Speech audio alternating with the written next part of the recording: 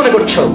সে ধার্মিক, তোমাকে তাহাজ্জুদ পড়াবে, সে ধার্মিকা, তোমাকে সে সিগারেট খেতে না করে 5 ওয়াক্ত নামাজ পড়তে বলে, মেয়ে মাদ্রাসায় পড়েছে, মেয়ে অনেক ধার্মিক, মেয়ে বোরখা পরে, কেউ ওর চোখ দেখে নাই।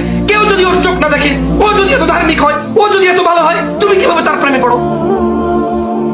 তোমার সাথে সে কিভাবে কথা বলে? তোমাকে একটা কথা বলি বোন, তোমার বয়স 15, ছেলের বয়স 18, এখন তোমার বয়স 25, ছেলের বয়স 28, তোমার সাথে ছেলে কথা বলে 10 বছর। বলো তো, ওই ছেলে তোমার সাথে 10 বছর কথা বলেছে, ওই ছেলের সাথে তুমি কোনো বিবাহের সম্পর্ক ছিল? তোমার ভাই লাগতো সে, তোমার বাপ লাগতো সে, তোমার চাচা লাগতো সে, তোমার মামা লাগতো সে? তোমার সাথে 10 বছর কথা বলেছে, তুমি এটাকে অন্যায় মনে করনি, তুমি এটাকে খারাপ মনে করনি? ওই ছেলের জন্য তো 4টা বিবাহ জায়েজ। তোমাকে আজকে বিবাহ করার পরে যদি কালকে আরেকটা মেয়ের সাথে 10 বছর কথা বলে, তুমি কেন অন্যায় মনে করো? কেন তুমি অন্যায় মনে করো?